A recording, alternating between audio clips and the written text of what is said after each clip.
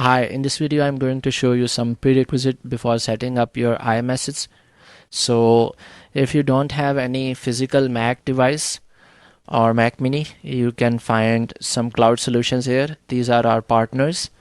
You can check Host My Apple and NoMachine, and after that you need to do some setup in your iPhone and your Mac device as well.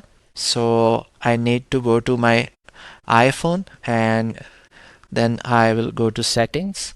So here settings are open on my phone. Now I need to go to Apple ID, and here I need to go to iCloud, and in iCloud I will go to messages, and I need to enable this toggle use on this iPhone.